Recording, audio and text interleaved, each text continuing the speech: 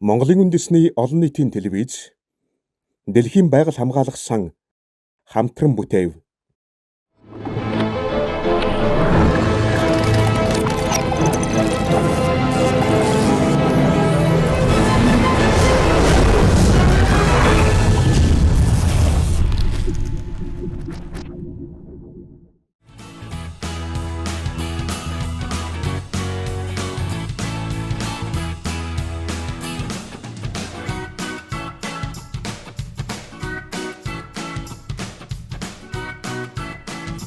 Зяасагчтай өдрийн мэнд хүргэе.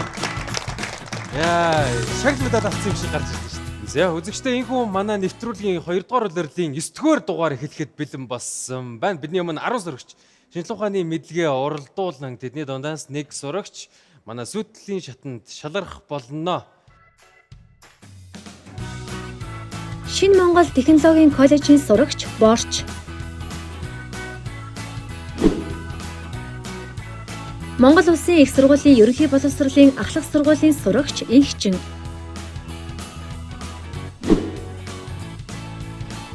Монгол Билэг оюун сургуулийн сурагч Исүижин.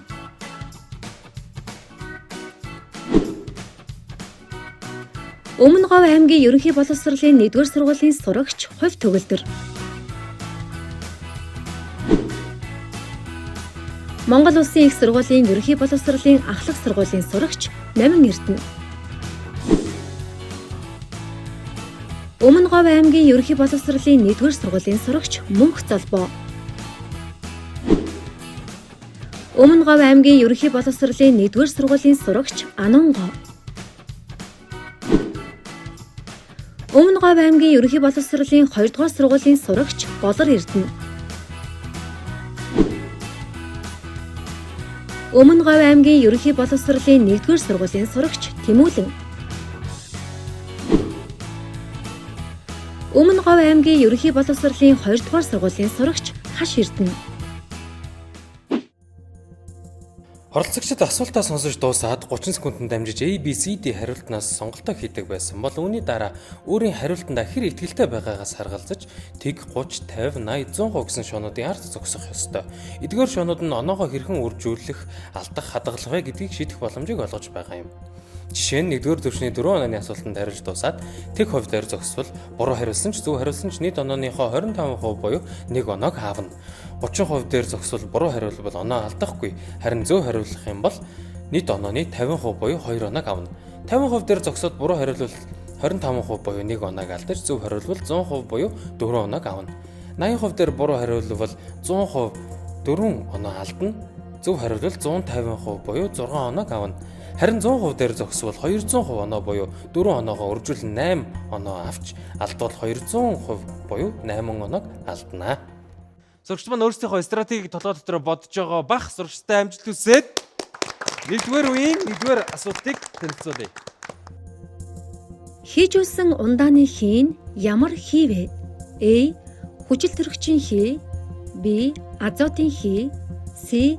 Нүүрс хүчлийн хий. D. Ус төрөгчийн хий.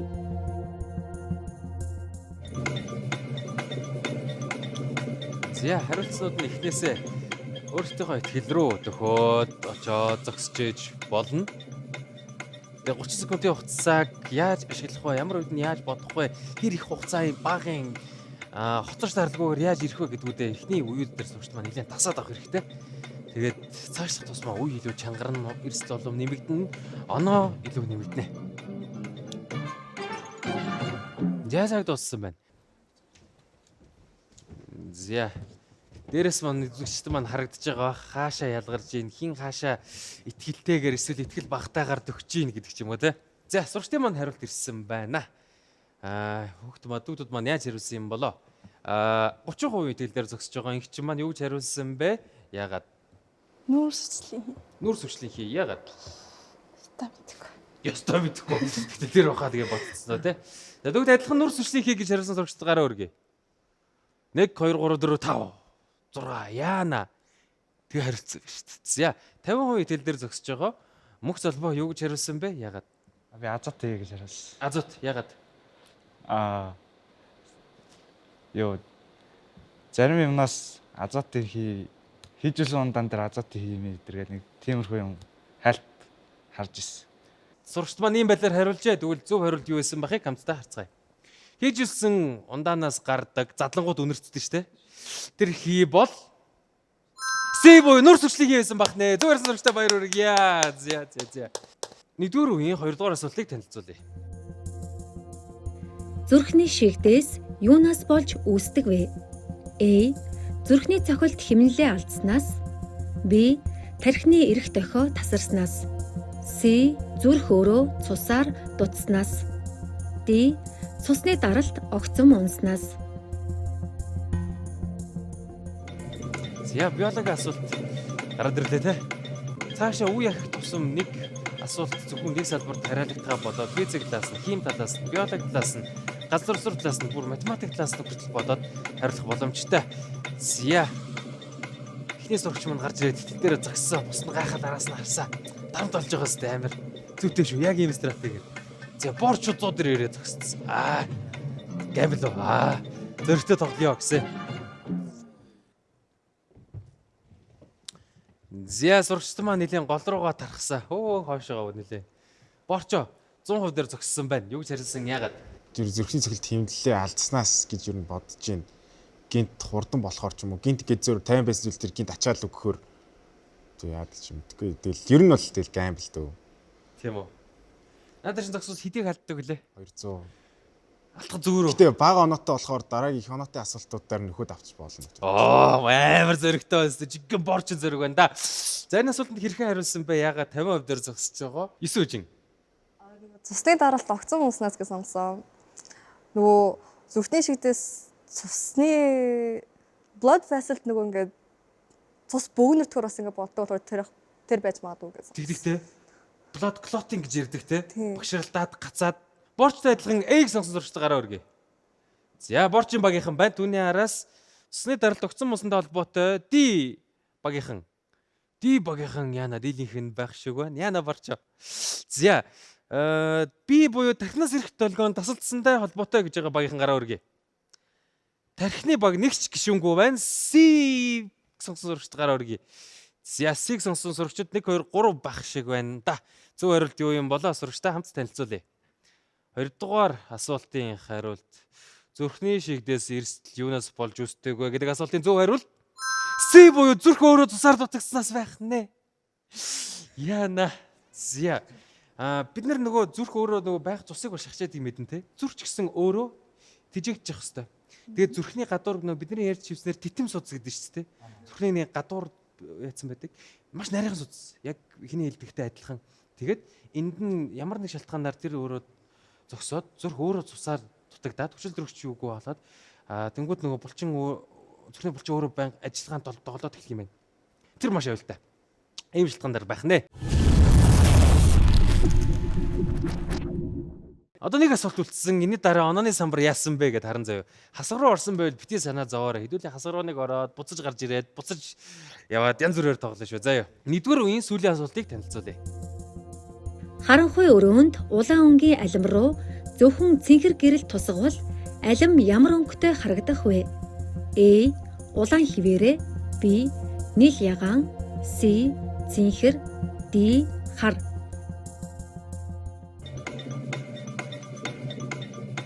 За физикээр опттой холбоотой юмнуудыг хардаг те. Зарим хүмүүстэй хэлэнгүүт цоглог так гэж дараад ш.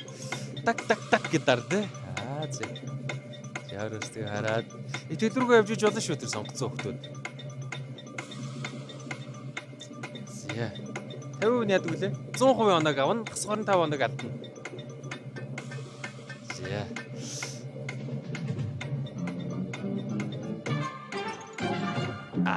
Ажлаа тахад борч 9 үжи хоёрмал урд зогсоол мандалал байгаа юм тий. Араасаа очирлуулаад. За, борчийн араас сунаа. Номер 2-д юу гэж хариулсан бэ? Яагаад? Би нийл ягаан гэж хариулсан. Нийл ягаан. Тийм. Яагаад? Энэ хоёр өнгөний холимог нь нийл ягаан байдаг санагдаад гэрлэн дээр ялгаагүй байхаа гэж бодоод нийл ягаан гэж. Тийм байдаг үү те? Тийм. Тийм те? Зя. Түүний араас зогсож байгаа сурагч. Адилхан би буюу нийл ягаан өнгөийг сонгосон байгаа. Нийл ягааны багийнхан гараа өргөе. За, ингээд ч нийл ягаан очирцсан байна. Энд нэг нийл ягаан байна. За тэгвэл болор эрдэнэ юу гэж хариулсан бэ? Харанхуй өрөөнд цэнхэр гэхээр нь тэгэл харанхуй юм чинь улаан луу цэнхэр яхаа чинь цэнхэрл болох юм лөө гэж байгаа. Хар ухаанаар л бодчихлоо доо. За ийм хариултыг өгчөө. Тэгвэл зөв хариулт юу байсан бэ гэдгийг хамтдаа харъя. Харанхуй өрөөнд улаан өнгийн айлын цэнхэр гэрэл хар харагдах нэ. Ее! Ташраараа очирлоод алдсан. Яана. Цаатны хэд маань ядаж оноо алдааг байгаа тий. А яаж байгаа вэ гэхлээр ер нь өнгийн зүйл гэдэг юу вэ гэдгийг хэдүүлээ бодох хэрэгтэй. Жишээлбэл ногоон өнгийн гэдэг зүйл болохоор ингээл нарнаас бол ингээл бүх гэрлүүд хамт холдоод ирж байгаа шүү дээ. Ингэж явж байгаа л тэр гэрлүүдийг шингээгээл ганц ногоон л буцаад байж байгаа. Тэ? Тэр материал. Тэгэхээр ногоон өнгө дург байгаа хгүй. Ногоон өнгийг чамаг л оруулахгүй баяртай. Тэгээ тэр зүйл ногоон өнгөнд тэгвэл ойж ирээд бидний нүдэнд харагдангуудаа айн ногоон өнгийн айлын юм байна гэж. Цэнхэр өнгийн айлын бас адилхан те. Цэнхрийг нь ойлгоод биш улаан өнгийн айлын. Улааныг нь ойлгоод бусдыг нь шингээж байгаа. Харанхуй өрөөнд тэгвэл бид нэр зөвхөн цэнхэр гэрэл тусгачингууд тэр дотор аль хэдийнэ улаан өнгө байхгүй. Алим шингээдгээрээ цэнхэр өнгөө шингээч. Тэгэхээр тэр алим руу ямар ч өнгө буцаж ойхгүй. Тэгэхээр ямар ч өнгө ойхгүй болохоор ямар ч гэрэлгүй өнгө чи юу лээ? Харагдах байх нэ. Зя. Гэтэ зүгээр нэгдүгээр үе бол ингээ таад гоё халах боломж заяа. Энд дээр гоё халаагаа гарцсан барцтаа гаргачлаа гэж төсөөлчихгүй юу? За, онооны самбартай хамтдаа танилцъя.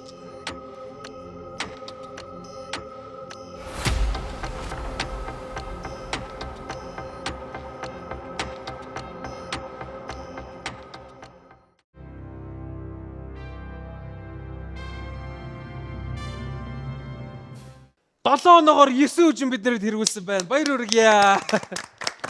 Зя сүүлийн асуултан дээр бөөнөр ташаараа алдсан те. За түүний араас хаш эрдэн 4 оноотой, араас нь Анунго инхчин болор эрдэн мөнх золбоо 2 оноотой, тэг оноо дээр сайхан тэнцсэртэй яваа Тэмүүлэн маань байна. Намын эрдэн хувь төлбөр маань борч манахаас хоноор орж тоглож. Ерөнхий ивент тэтгэгч Дэлхийн байгаль хамгаалах сангийн Монгол дахь хөтөлбөрийн газар. За 2 дугаар үеийн 1-р асуултыг танилцуулъя. Нэрмэл ус энгийн эрдтэй уснаас цахилгаан дамжуулах чадвараараа хэр ялгаатай вэ? A. Бага зэрэг сайн дамжуулдаг. B. Хамаагүй илүү дамжуулдаг. C. Огт дамжуулдаггүй. D.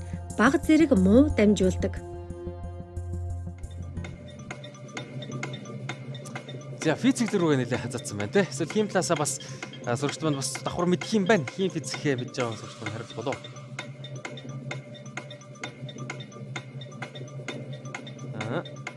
За бидний эхний үед хэрэгүүлсэн 9 үжиг маань 80% дэлгэрч зогссон. Түүний араас Анунго тав дээр зогссон.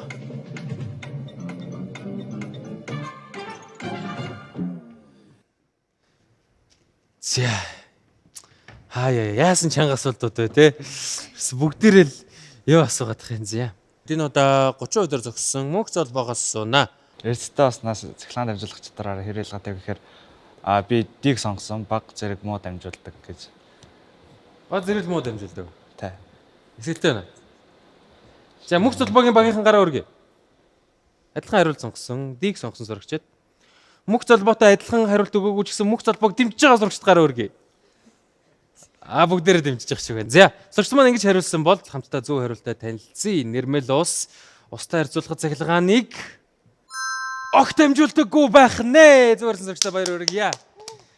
Бид нар бүр нэрмэл эсхийг нь яаж шалгах вэ гэхээр тэр чинь нөгөө ус болгоны ингээд харснаа юу байна уу гэж шалгахгүй. Цахилгаан дамжуулж байгаа чанараас нь шууд нэрмэл үгүйг нь бас шалгахч болно. Амар байгааз. Шууд нөгөө цахилгаан дамжуултыг нөгөө юуны төхөөрөмж үүдэн штэ. Юу гэдүүлээ? Мультиметр те. Дид гэх хүрэхээр дуурайд байдаг хийлээ. Дуурахгүй байх юм бол тэг болж байна те. За. 8 оноотой асуулт байсан.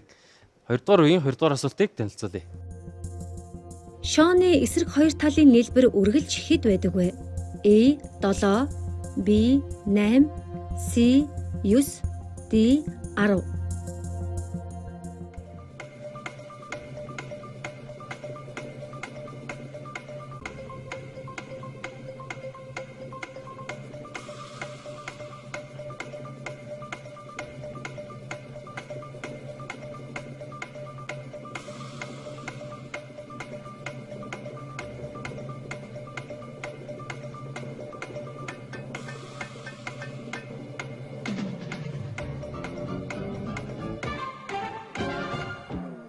За, сурагчдын маань хариулт ирсэн байна. Хоёр сурагч дарж амжаагүй байна. 20 секунд яалтчгүй бодоход баг хугацаа. Дараагүй сурагчд маань оноо авахгүй нэ. Тэхөө итгэлтэй байсан ч гэсэндээ. За, 80% итгэлтэй зогсож байгаа сурагч Тэмүлэн юу гэж хариулсан бэ? Ягаад? 6-гийн эсрэг талд нь 1 байдаг гэж санаад тэгэл 7 гэж хариулсан да. Тийм үү? Тий. Яг уу. Мэдхгүй тэгж санаад байна. Яг уу. Уран санаж байгаа юм биш үстэй. Айгууха. За энэ дээр юу гэж хариулсан бэ? Ягаад 100% итгэлтэй зогссон? Хувь төгөлдөр 1 6 2 4 биш 1 6 тэгээ ингээд тийг эсрэг байдаг санагдаад. буруу байх юм бол хасах 200%-ыг авна. Зөв хариултыг хамтаа харцгаая. Шооны эсрэг хоёр талын нийлбэр үргэлж буюу 7 байдаг байх нэ. Айлгахсноо тий. Нийлээд 1-с 6-гийн нийлбэр чи өөрөө хэдэлээ? 21 байхгүй. 21 чинь нөгөө эсрэг талуудангууд 6 тал чинь 3 болоо тугагдчихин тий. Тэгээд 3 тугалаа 21. Баталгаатай бодыг хийвэл тий. За. 2 дугаар үеийн хамгийн сүүлийн асуулт руу хамтаа оръё. Wi-Fi болон Bluetooth төхөөрөмжийн долгион хан хаалгыг чөлөөтөө нэвтэрч гардаг. Харин юуг нэвтрэн гарч огт чаддаггүй вэ? A. Модон хавтанг, B. Усыг, C. Хуванцрыг, D. Шилэн цонхыг.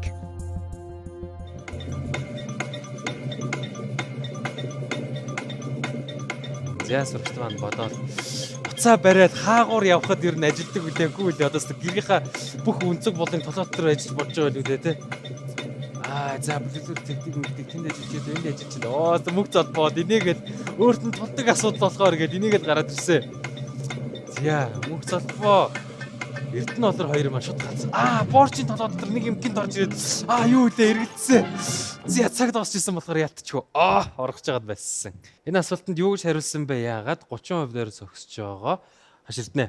Ус гэдэг хариултыг сонгосон. Яагаад үл сонгосон юм бэ те? Яагаад гэвэл бусад 3 болдог шиг санагдаад. Тэгээ яг уу. Тий.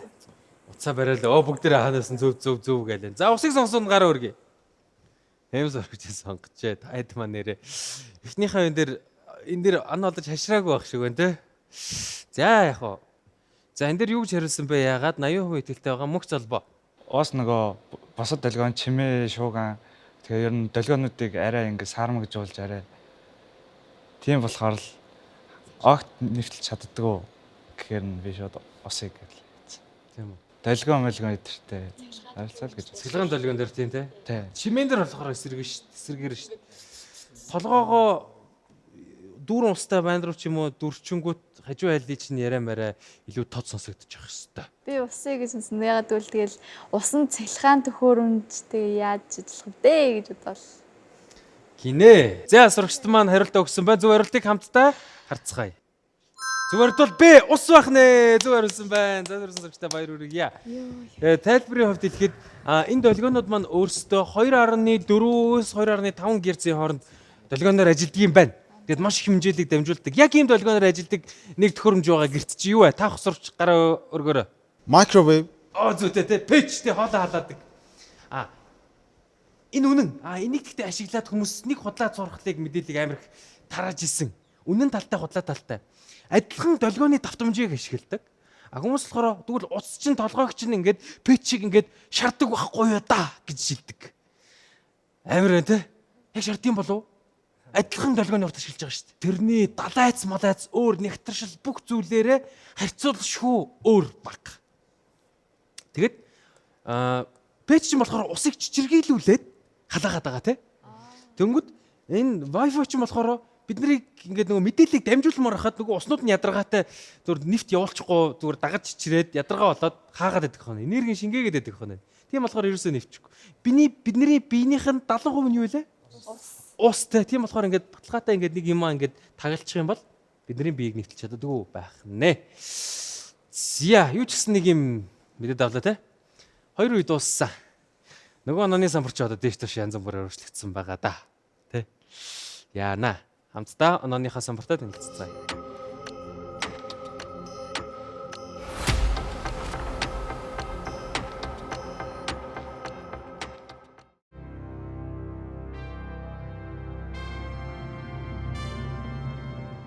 Есүүжин тэргүүлийн хадгалсан хിവэр түүний араас хөв төгөлдөр байна. Баяр хүргэе.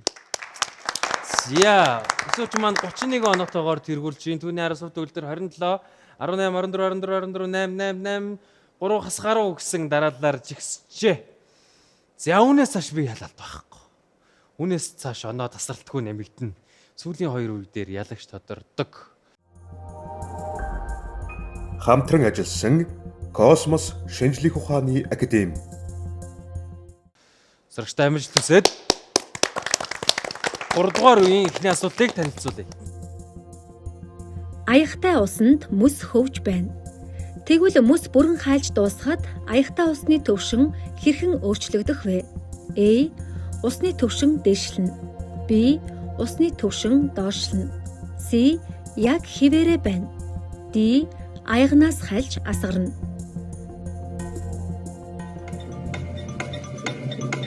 За толомтор шүс симуляц явуулдаг байхгүй тий. Нэг сканта мөс байна. За жоохон халаач. За мөс хайлж хайсан мөс нь доош орж ийн. Тэнгүүд чинь ямар усан дотор чи хүч үргэлжлэлтэй үлээ архимед гэж юм бэлээ. Гэдтэй. Би та хэдийг сарниулж ич магадгүй, мэдээд өгч ич магадгүй. За хариулаарай. Хариулж амжихгүй байх үе дээ. 30 секунд богинохан шүү дээ. За. За. Ойрд гаргаагүй зөрөг борчоос гарч иж явах чинь те.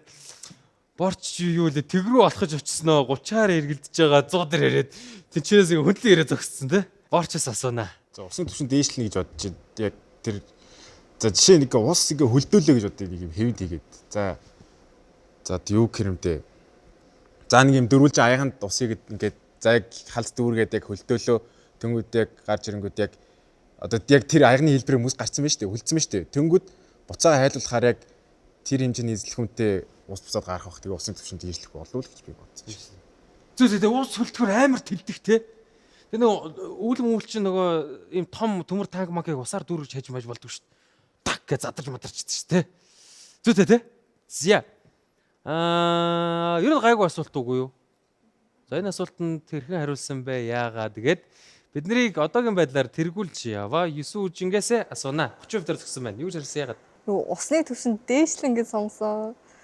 Би энэ жоохон буруу гэж бодчихлаа яг үндэ бодоод. Гэтэ нөгөө амар томор бодоод нөгөө хойд мөсөн талааг ингээ мөсөн ингээ хайлаад ингээ усан төвшин дээшээ даам чинь ингээд тэгээ зүгээр шууд бодоод тийм шүү. Тийм тий. Тэр дээр асуулж бодсон байна те.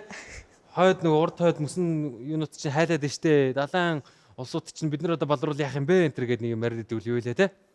За энэ асуултанд юу гэж хариулсан бэ? За юу? Дээшлэн нь багийнхан гараа өргөе. Өөдөө багийнхан.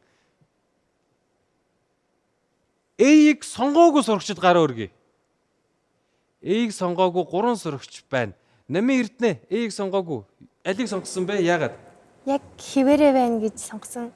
Яагаад гэвэл нэг эзлэхүүний юм ингээ усан живүүлэхээр яг тэр эзлэхүүнээр ингээ өсдөн штэ.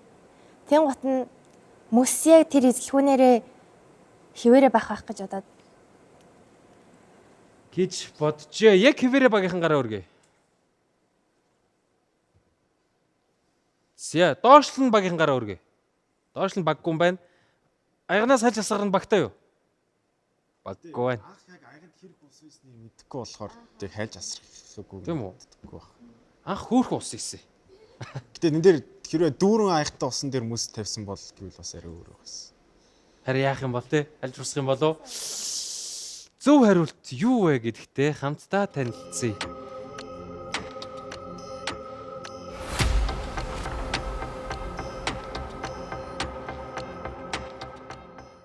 Зөв хариулт бол C буюу яг хിവэрэ байх нэ. Зүгээр сурагчтай баяр хүргэе. Намэрдэн баяр хүргэе.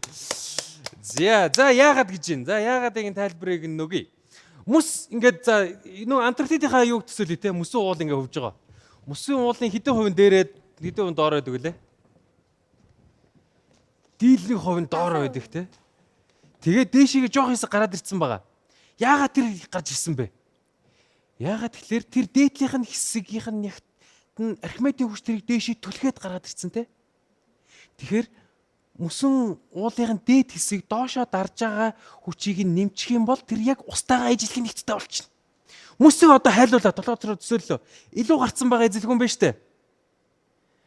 Тэр мөс ургөгдөөд гарч ирлээ. Дээшээ гарсан ус гарч ирлээ. Архимедийн хүч үйлчилж байгаа хэвээр яг л тэр өөр юунаас ч боогоогүй, өөр юунаас ч өлгөөгүй. Тэгэхээр тэр мөс яг л ижлэгийн хэмжээгээр ус байна уу, мөс байна уу, ижлэгийн хэмжээгээр доошоогоо дарж байгаа.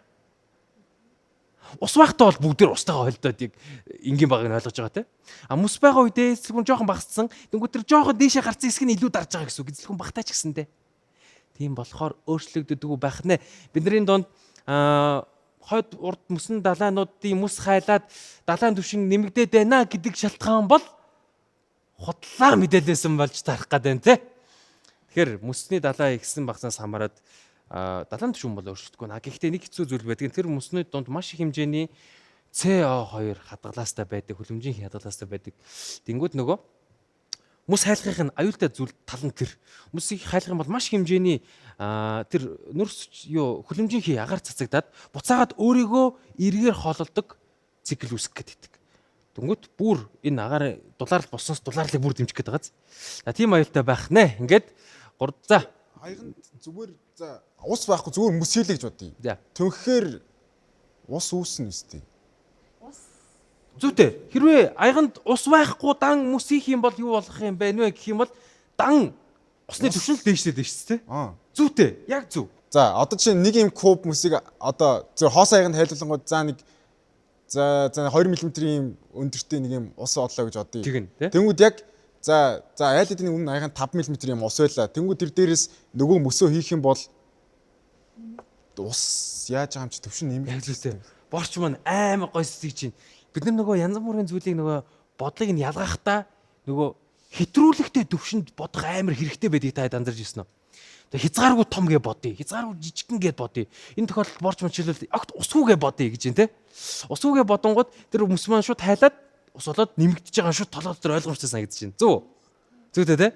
За дүнгууд тэрийг жоохон нэмэгдүүлээд бага устай гэж бодъё. 5 мл устай. 5 мл ус маань тэр нэг ширхэг кубыг өргөж дийлэх үү? Өргөж дийлэхгүй байх юм бол хангалттай дээшлж чадахгүй. Өргөж дийлдэг байлаа гэж бодох юм бол өргөхийн тулд тэр ус өөрөө дээшлэнэ. Өргөхийн тулд тэр ус өөрөө дээшлж байгаа. Мөн үү? Өргөж чаддаг хэмжээний ус байвал. Тэр төвшин дээр очлоо. Тэгвэл ямар төвшин дээр очиж зогсох вэ гэхээр яг тэрний мөснүүд нийлээд усыг ус байсантай адилхан хэмжээгээр доошоо дарсантай ижлэх хэмжээнд очиж зогсно. Тэгээд хайлж явах үедээ тэр уснууд нь яг буцаж ус болоод Архимедийн хүчээрээ алга болоод тэгэхэд тэг дээр очиж зогсох. За бүгд нь талууд нь бууж гин үү? За зарим нь бууж гин, зарим нь буухгүй байна гинэ. Хэрвээ сайенсын гоё нь шүү дээ. Тэ? Нэрээ энэ юм шүү. Ийм байгаад үзвэл яах юм? Тэр талаас нь сэтгээд үзье гэж тэ. Тэгээд энийг хөрслүүлээд бодоорой. Тэгээд илүү ах юм бол багштайгаа иргэд илүү ийм тал байгаа юм шүү гэд дахиад ирээд яриараа. За юу. За тэгэр туршлиж үзээр ямар гоё. За боочтой баяр хүргэе бүгдээрээ. За 12 оноотой байсан те. Чанга юм дээр бас яач байгаа юм чи мэдээж маргаан үсгэн зүв те. За 3 дугаар үеийн 2 дугаар асуултыг танилцуулъя. Авгалтай бүрхүүл дотроо орсны дараа хэрхэн далавчтай ирвэхэ болж хувирдаг вэ? A. Нуруунаас нь далавч урган гардаг. B. Арьсаа гуужуулж далавчтай болдог. C. Хайлт шингэн болоод дахин бүрэлддэг. D. Ирвэхэ тусдаа амтан. Зя борч маань секунд адалгүй бас хариулсан. Яана дахиад байлаа бас экстрем төшөө бодохгүй бол те. Зүйл хасаа 25 бат наа чи чадахгүй.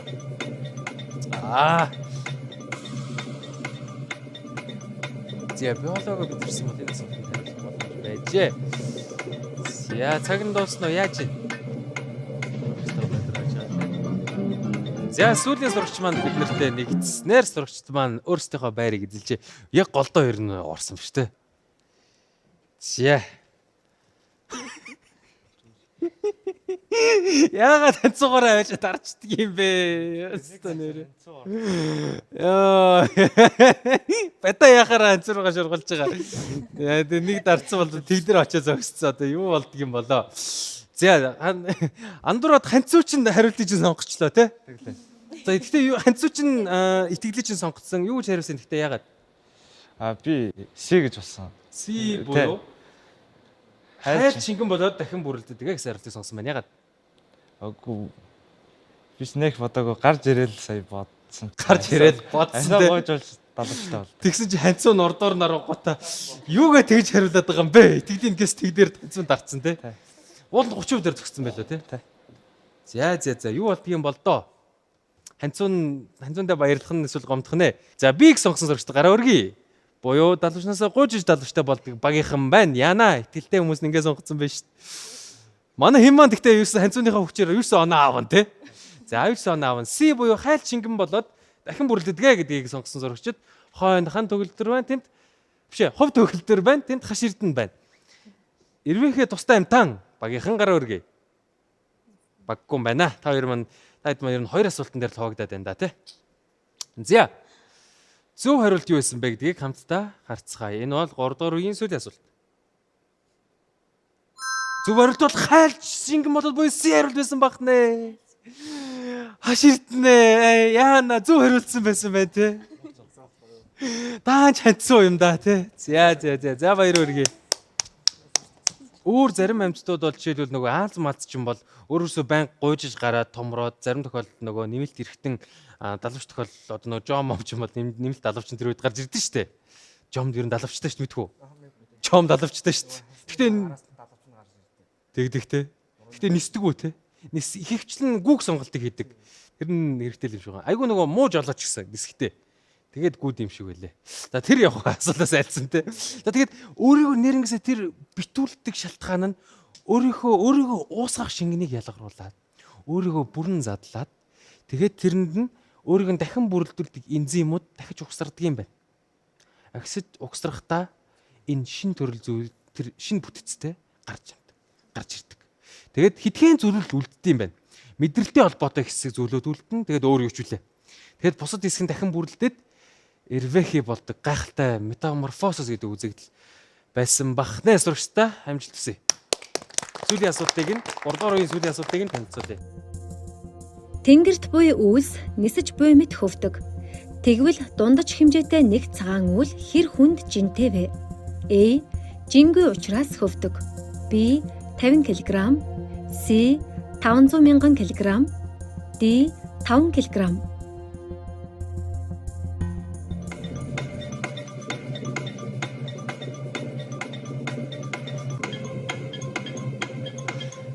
За, сурагчд маань хариултаа өглөө.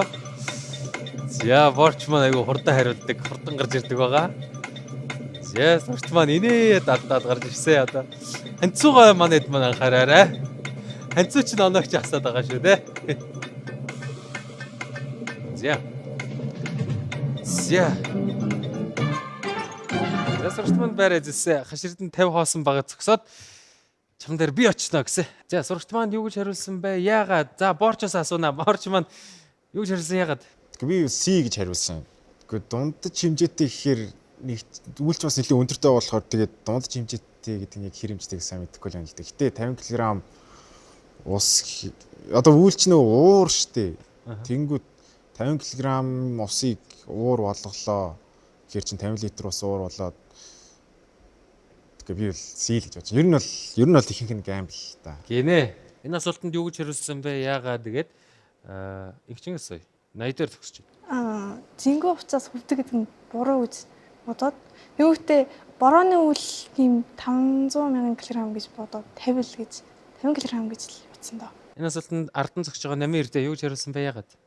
Би жингүү учраас хөвдөг гэж хариулсан. Яагаад гэвэл одоо хөвн гэдэг чи одоо агаараасаа нэгт багтай болохоор л хөвж байгаа юм болов уу гэд. Тэгээд нэгт багтай юм чинь жингүү байгаа гэж үзээд тэгээд жингүү гэж. Жин мас гэдэг чинь бас өөр ойлголттой. Жин гэдэг чинь болохоор юу вэ? Тулгуурт өвлжилж байгаа хүч. Мас болохоор яг юу те? Эсвэл жингээс сугаад харилтаарай. Сиг сонсон нөгөө усны уураар яадаг. Тэгээ усны ууранд нөгөө aerosol дээр ингээ конденсатчж яадаг болохоор ингээ жингүү ингэж байхгүй. Тэгээ нөгөө хоёрыг ингээ жоохон буруу санагдаад сигээ сонгосон. За энэ хоёр маань ингээд ирсэн сиг сонгоцсон гинэ. Зөв хариулт юу байсан болохыг хамтдаа харъя.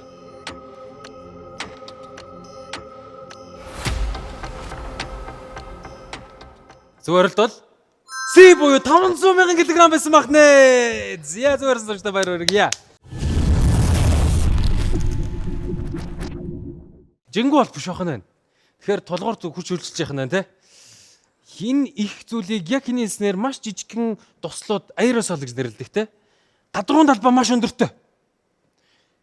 Тэгээд ийм хүнд ч гэсэндээ ойролцоогоор 500 гэдэг чинь бараг 100-аад зааны жин гэсэн үг шүү дээ. Дундаж юу. Халуун агаарын дээшээ чиглэлтэй урсгал гэдэг зүйл байна. Гадаргуун талбай тэнгууд маш их байнгут энэ жижигхэн бид нарт бол баг ингээ мэдрэгдэхэргүй хэмжээний хүчтэй плетин дээр ингээ гараад байхад баг мэдрэгдэхгүй юу. Тэр зүйл болохоор маш их километр талбай тархацсан байгаа эднэрийг доороос нь өргөгөөд тэгэхэд нисээ яваад байдаг байх нэ. За зүгээрсэн зурагтай баяр хүргэе. 3 үеийн ард гарлаа. Онооныхаа самбартай хамтаа танилцъя.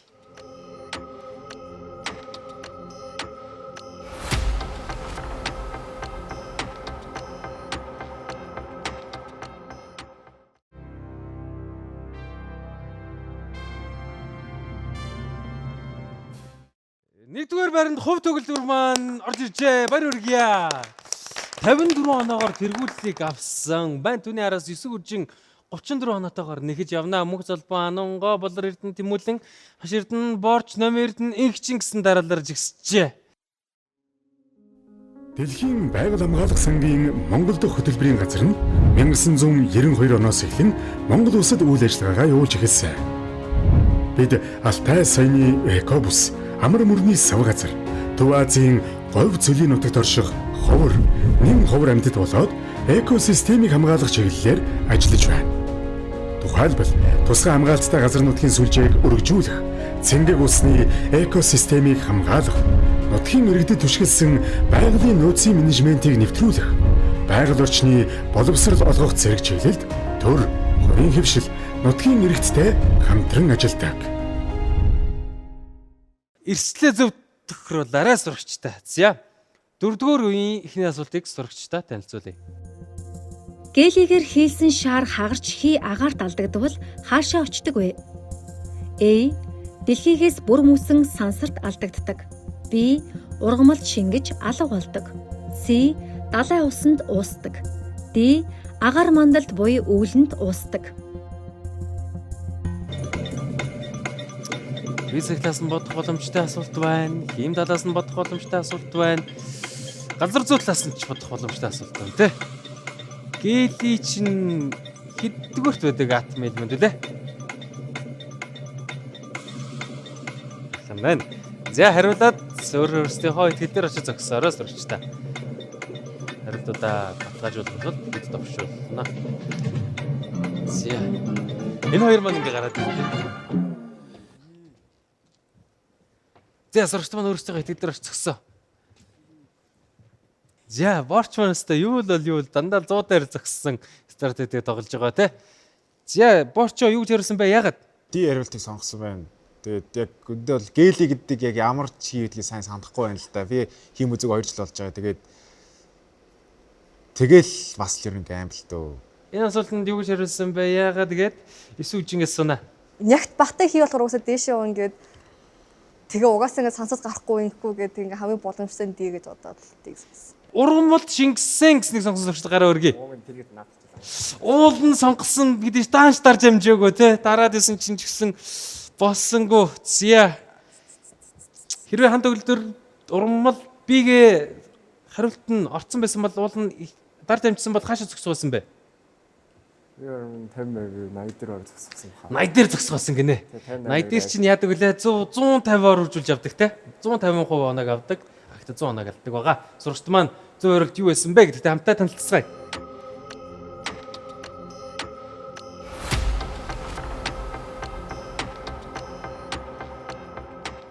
Агаар мандал орсон гели хайчдаг ба гэхлээр зөв хариулт бол A буюу дэлхийгээс бүр мөссөн сансарт алдагддаг байх нэ. Яа. Гэлигээр нөгөө шаар дүүргээд ингээд түүх зараад байдаг шүү дээ. Гели гэдэг хий байгалийн шахагдмал нөөцөд ордог хий байх нэ. Ягаад тэгэхээр явцдаг. Зөвхөн газрын хөрснөөс бага хэмжээтэйгээр ялгарч идэг. Тийм болохоор үнэтэй. Газрын хөрсөнд ор ийм хөнгөн явцдаг элемент яагаад юу хийж байгаа юм бол? Та задралаар гелигийн атом ингээд Яг зөв хариулсан гэхдээ оноо өгөхгүй. Яг зөв хариулсан. Нөгөө хүнд тасраг элементүүд чинь болохоор альва яг зүйтэй те задрал болоод тэр хөрсөн донд чулуулаг дундаа гацчдаг. Тэгээд баг багаар дээшилж яадаг. Тэгээд нөгөө бид нэр уран ч юм уу те ямар нэгэн зүйлийн гүний олборлт хийх үед баг хэмжээтэй гели байн гаргаж яадаг бахана. Тэрийг өстө байсгээд яаж байгаа таглаад хүнд юм хийгээл тавьдаг бахана. Тэ тэгэхгүй бол байхгүй болчихно шүү дээ. Баярлалаа. За. Сургалтаа зориулаад 4-р үеийн 2-р асуултыг танилцуулъя. 100 кг жинтэй таруулсны 99% нь ус байв. Хэд хоногийн дараа ус баг зэрэг ууршиж, тарвасны усны хэмжээ 98% болж буурчээ. Одоо тарвас нийт хэдэн килограмм жинтэй болсон бэ? A 99 кг, B 98 кг, C 50 кг, D 90 кг.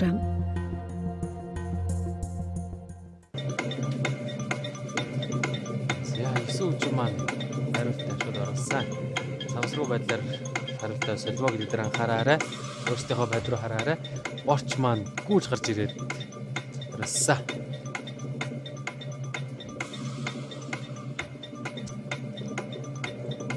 За босоо сурагчид маань байраа эзэсэ. Нилээн бодох цагтай байж тээ.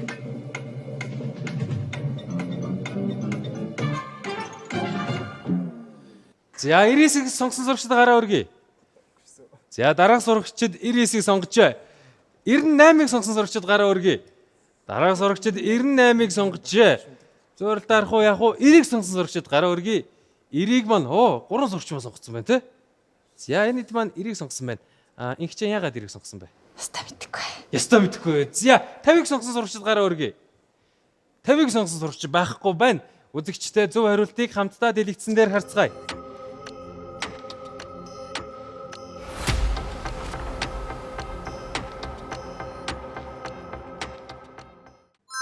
Си буюу 50 кг байсан бах нэ. Сурагчид маань бүгдээрээ алдаж хариуллаа. Бодлогон дээрээ. За, багш руу гарч багш нь тайлбарлаж өгье. Бодлого маш зөвөн. 4-р үеийн асуулт. Бид нэр 99 кг ус дээр анхаарч байгаа ч гэсэндээ ус биш зүйл дээр анхаарад үзье. 1% нь ус биш байсан тийм үү? Ус биш зүйлийн килограмм хэд вэ? 100 кг байгаа. 1 кг. 1 кг. 98 болсны дараа ус биш зүйлийн килограмм хэдэн хувь билээ? Өөрчлөгдөхгүй буюу 1 кг. Гэхдээ хувь нь 2 болцсон. 2 дахин нэмэгдчихлээ. Тийм үү? 2 дахин нэмэгдчихлээ. Тэгэнгүүт ус биш зүйлийн зүйл 2 дахин нэмэгдчихэнгүүт нөгөө тал нь 2 дахин багасах ёстой тийм үү? Тэгээд нийтээрээ 50 кг. Хамтран ажилласан ADT компани. За 4-р үе бол ийм чанга асуултуудтай явж магадгүй бах нэ. 4-р үеийн тэгвэл хамгийн сүүлийн асуултыг сурагчдаа танилцуулъя. Ирээн тах яагаад хар цагаан өнгийн судалтай байдаг талаар биологчид юу гэж баталсан бэ? A. Ялаа шумбалыг төрөгдүүлэх. B. Махчин амьтдыг төрөгдүүлэх. C. Биеийн дулаанаа хөргөх. D. Бие биеэ таньж олох. Гэсэн хариултуудаа сурагчдынхаа бод хугацааг эхлүүлье. Маш сайн бодоорой. 4-5 дугаар үе дээр маш сайн бодох шаардлагатай гэдгийг сурагчдаа дахиж нэг сануулъя. Багшийнхаа үгийг сонсохгүйгээр хаш эрдэнэ өсрөн гарч ирсэн. Ханд өдөр өсрөн гарч ирсэн. Бодохгүй багшаа би хариулдаг хөнгөнэ. За сурагчд манд гарч ирээд байна. Тэр төрүүлж гарч ирээд. Бодсоогүй хожиш. Биологч ер нь шинжилгээ ухааны дундаа маш олон судалгаатай салбар шүү. Ой бинийхээ бедрээ авахгүй. Анхааруулга. Өдрөө анхааруулга. За. За сурагч маань хариултаа баталгаажуулсан байна. Хин юу гэж хариулсан бэ? Эхнээс нь асуунда. За өмнөх үе дээр оноогоо нилээн нөөсөнтэй бус дээр бүгдээр алдсан ч гэсэндээ оноо алдаагүй гэдгээр урагшаага гарч ирсэн байж магадгүй. Болор эрдэнэ энэ асуултан дээр чи юу гэж хариулсан бэ? Яагаад? Тэгтээ нэвтрүүл үзсэн чи ялаа шумуулнаас ер нь төрөлтүүлэх гээл санагдаал. Төрөл санагдаал. Гэж хариулсан байна. A сонголтыг сонгосон сурагчд гараа өргөе. гэсэн байдлаар сонгосон байна. Нэг сурагч 30% дээр A-г сонгосон бол энэ 100% дээр A-г сонгосон байна. Алдах юм бол хэдэн оноо алдгаа таад мэдж байгаа те. Хувь төгөлдрөөс асууя. Биеийн дулааныг хөргөх. Биеийн дулааныг хөргөх гэдгийг сонгосон юм. Тагч нь болохоор Африкт амьдардаг юмтай. Африкч маш халуун уран. Дээрэс нь хар цагаан судал цагаан өнгө дулааныг ойлгодог. Манай эрчим шиг ойлгодог. Хар өнгө болохоор уусч авдаг. Тийм учраас биеийн дулааныг би зохицуулах үйл ажиллагаатай болов гэж бодоод биеийн дулааныг хөргөх гэсэн. За сурагч маань ийм аргументуудыг дэвшүүлж байна. Зөв хариултыг хамтдаа харах уу? Харъя. За харъя гинэ. Харъя.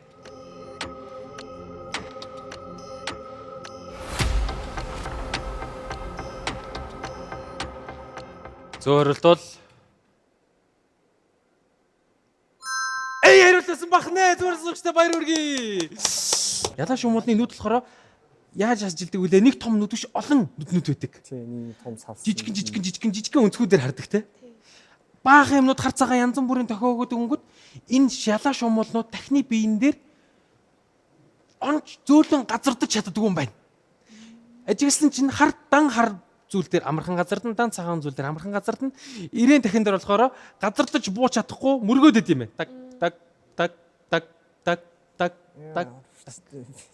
Тэгэхээр байгалийн шалгарлаараа тоог нь хамгийн ихээр бууруулдаг, тэр өвчин тараадаг, тэр зүйлсүүдийн байгалийн шалгарлын дарамтнаас болоод ингэж хөгжсөн байсан байх нэ. За ямар айхтар асуулт вэ? Ингээд 4-р үе дууслаа. Онооны самбар өөрчлөгдсөн. Онооны самбартай танилццгаая.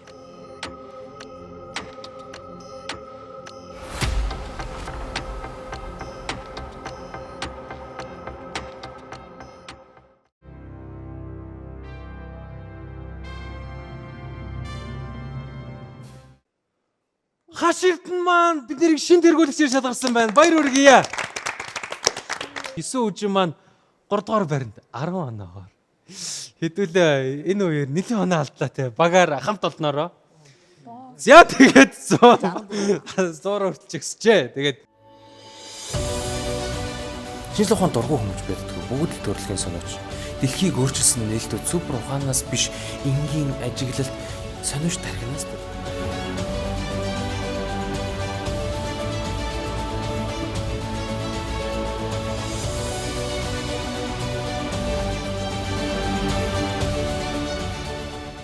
За өөрсөндөө эцсийн байдлаар нэг зориг өгөөд зоригтойгоор 5 дугаар үеийн 1-р асуулт руу хамтдаа орцгоё. X дээр нэмэх нь Y тэнцүү 10, X-ийг үржих нь Y тэнцүү 24 бол X-ийн 2 зэрэг дээр нэмэх нь Y-ийн 2 зэрэг хэд вэ? A 100, B 52, C 76, D 48.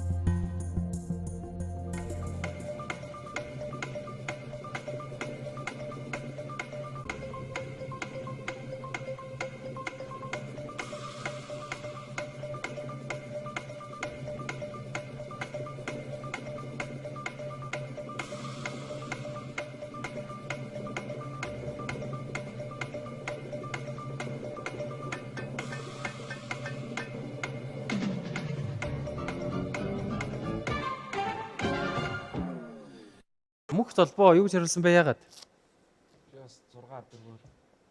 X-ийн 6-гаар Y-ийн 4-өөр аваад. За 6-4-өөр адилхан сонголт хийжээ. Гэхдээ хариулт нь Y-г сонгосон. B. B буюу 52. За адилхан 52-ыг сонгосон байна. 52-ыг сонсоод гараа өргөч. За энд игчээ юу гэж хариулсан бэ яагаад?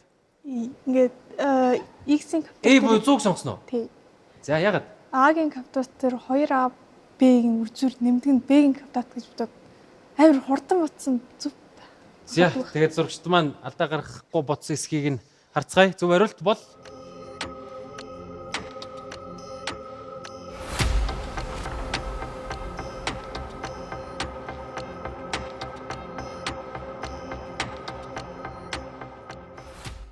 би буюу 52-сэн бахнэ. Зурсан зурагчтай баяр хүргье. За. Оролцсон хүчтэй маань 40% нь зөв хариулсан юм шиг байна. Бусд нь алдаа гаргажээ. Гэхдээ ялгаатай оноог үржүүлж хувааж авсан байгаа. Ингээд 5 дугаар үеийн 2 дугаар асуултыг танилцуулъя. Атомын цөм доторх протонууд бүгд эргц нэгтэй тул бие биеэ түлхэж задрах ёстой. Гэтэл тэднийг буцааж татаж цөмийг бүтэн байлгадаг физикийн хүчийг юу гэдэг вэ? A. Таталцлын хүч. B. Цахилгаан соронзон таталцал. C. Хүчтэй харилцан үйлчлэл. D. Цөмийн сул харилцан үйлчлэл.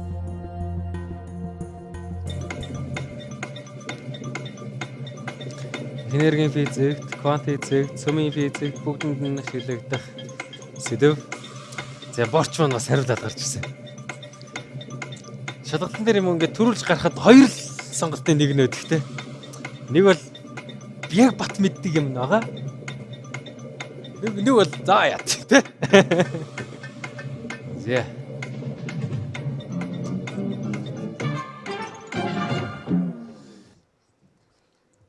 Дөрөвдүгээр үе дээр 100% ямар ааштай вэ гэдгийг та тэр нь мэдэрсэн те. За хөв төгөлдрөө. Тэгвэл дөрөвдүгээр үетэй адилхан чамд муухан хандах болов гоё хандах болов юу гэж ярьсан ягаад? Одоо бол зүгээр шууд азаа үзээд явчихсан. Яана уул нь мэдлэгээс ярина штэ. Азы чинь бол зөв тааруулах хэрэгтэй байхгүй юу? Эрсдлийн чинь бол те. Юу гэж ярьсан гэхдээ? За цөмийн сул харилцааг үйлчлэл. Цөмийн сул харилцан хүчлийг сонгосон бай. Уртл нь борч. Юу гэж сонгосон бэ? Ягаад? Цахилгаан соронзон таталцал гэж үзсэн. Цахилгаан тийш манай борч яваад ийм ирч хүчтэй те. Цахилгаан соронзон тэгэл бас дахиад геймплей л да. Одоо угаасаа зөв мэдчихсэн ч мэдэхгүй байсан ч 100 дээр зогсоол тэгээ зөв байвал дээшээ гараад буруу байвал тэгэл ёроол руу явал. Ингээл те. A-ийг сонгосон сурагчид гараа өргөе. Хоёр сурагч маань сонгосон байна. Анунга болон хаш эрдэнэ маань сонгосон байна. B буюу цахилгаан соронзон таталцлыг сонгосон сурагчид гараа өргөе. Энэ сурагчид сонгосон байна. Хүчтэй харилцан үйлчлэл буюу C-г сонгосон сурагчид гараа өргөе. Голын маань хоёр сурагчид өргөсөн мөх шиг байна. 9 үжин болон Тэмүүлэн. Яг хараад үзэнгүүт CD2-ийн аль нэгэнд байх боломжтой болж таараад тэгээд ер нь аль боломжтойг нь C-гээ сонгосон. За хамтдаа зөв хариултыг харцгаая.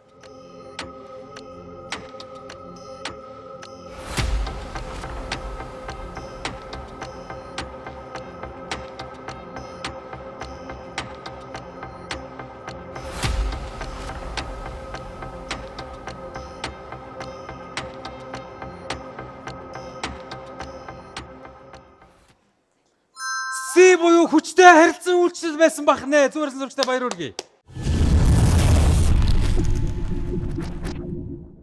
Цөмийн сул харилцан үйлчлэл гэдэг бол айгүй төвхтэй, ойлгоход айгүй төвхтэй бусад нэг үндсэн хүчүүдтэй орно. Үндсэн хүчүүдийн нэг нь юу лээ? Таталцал буюу gravity, mass to be тэгээд таталцж байгаа зүйл. Цахилгаан соронзон таталцал гэдэг зүйл бол нөгөө түлхээд байгаа зүйл чинь энд байгаа. Эерэг зэнгүү би бинийгээ ижил зэнгүү би бинийг түлхдэг өөрүүд нь таталцдаг.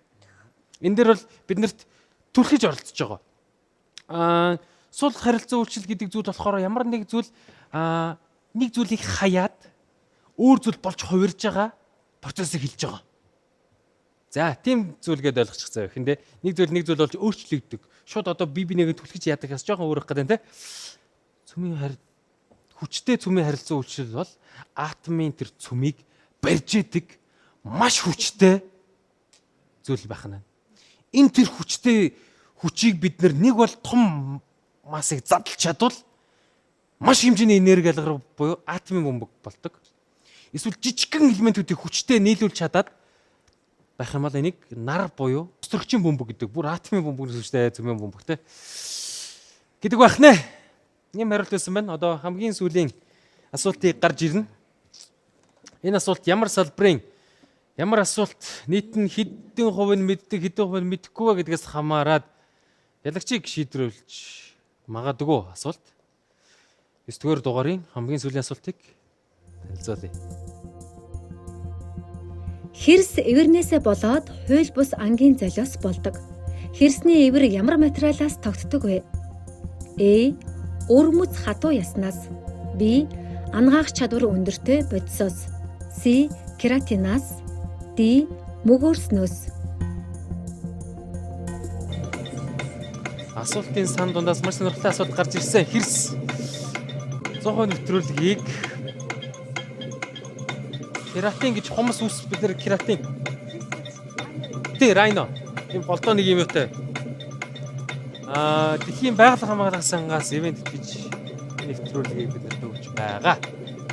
За тэгээд би бинийхээ байд руу харахгүй өөр өөртөө байд руу харахыг хатуу анхааруулъя. Сүүлийн асуулт энэ Энэ асуулт ялгшиг шийдвэрлэж магадгүй асуулт.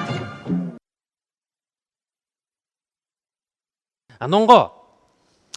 Оноогоо нөгөөд ялах боломж бас байж магадгүй юм. Яаж хариулсан яагаад? Би хариултыг сонгосон ангаах чадвар өндөртэй бодисоос гээд тэгээ хууль бус ангаар ингээд золиос болж байгаа учраас хүн хэрэгтэй болоод бас агийн живрийн ашиглах гэдэг болохоор ангаах чадвар өндөртэй бодис байдгийн болов уу гэж бодоод бийг сонгосон. Ангаах чадварыг сонгосон сурагчид гараа өргөе. Дараах сурагчид ангаах чадварыг өнгөсөн байна. Болор Эрдэнэ 30% дээр зогссон байна. Оноогоо нөөсөн тоглолтоор тийшээ гарч ирж чадсан. Энэ стратеги чинь ажиллах болов яах вэ? Юу гэж хариулсан яагаад? Мөгөөрснөөс гэж сонгосон. Тэгээд зүүн сонгороо л мөгөөрснөөс гээл. Хариулсан. Борч юу гэж хариулсан бэ яагаад? Би кератинаас гэж сонгосон. Кератинаас гэж сонгосон. Хамтдаа зөв хариултыг харцгаая.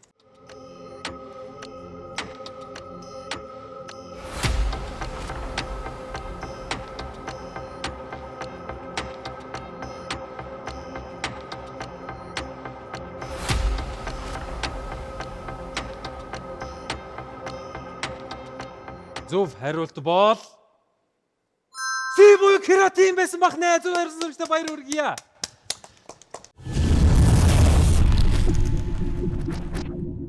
Үзэгчтэй энэхүү манай 9-р дугаарын ялагчийг тодруулж магадгүй.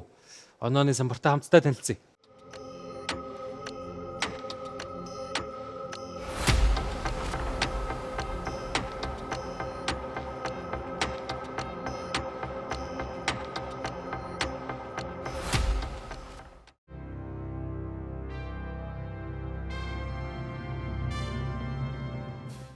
Юсүүчийн 46 оноогоор энэ дугаар ялагч болсон байна. Баяр хүргэе. Зя.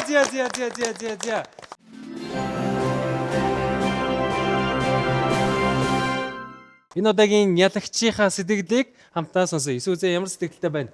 Эдгээр яг үнд юм бодохгүй ялан гэж авч ирээгүй болохоор бас жоохон аз таарсан юм шиг санагдлаа. Гун нэг хожидлоо гэд яасан. Надад нэг сэтгэл алгуу. Нэг хөрөлдөг байна. Тэр 54 оноо дээр л тгийгдээ дандаа тгийгээс авахгүй. Тэрнээс хойш ийшээгээ дагнсан бол тээ. Нөөсөн үед хүртэл ялах боломж байсан байна. Тэ сая сүүлийн асуултан дээр яг кератиныг сонгоцсон байсан бол болох л байсан байна. Тэрийг яхаа сонгодог л ээж. Анонго та хэд чинь айрмаараа ирсэн юм уу да? Хаанаас ирж оролцоо хин юмдээ. За айрмынх нь гişүүд гараа өргөе. За бүр өндөр өргөе. За бүр өндөр өргөе. За энэ зараа шиг гараа өргөж байгаа нөхдүүд бол өмнө говоос ирж оролцож байгаа сурагчид юм байна тийм үү? Тийм. Нэг сургууль юм уу? Өөр сургууль уу? Өөр сургуулиуд. Өөр сургууль. Тэгээд бүгд нөрөө нийлж байгаа цуглаад ирсэн юм уу те? Эрхэм мөндөд үзэгчтэй ийхүү бидний финалд оролцох 9 дэх тоглогч шалгарлаа. Энэ удаагийн дугаарын ялагчаар Монгол бэлэг оюун сургуулийн 11-ийн А ангийн сурагч Болдбаяр Овогтой 9 үжин шалгарлаа. Баяр хүргэе. Ялагчдаа 500,000 төгрөгийн шагнал болон дараагийн дугаард оролцох эрхийг өгч байгаа юм байна шүү. За манайхаа бүгдээрээ цуглаарай. За хаста мундаг оролцсон. За хаста стратегиэр яд.